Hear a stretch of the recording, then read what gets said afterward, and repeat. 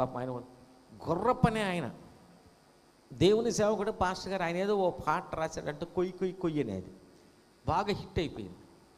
దాంతో ఆయన తీసుకొని పోయి జబర్దస్త్ ఉన్నారు కదా, ఆ జబర్దస్త్ దాంట్లో ఆయనకు ఒక క్యారెక్టర్ ఇచ్చారంట. నేను చూడలేదు ఆ ఎపిసోడ్.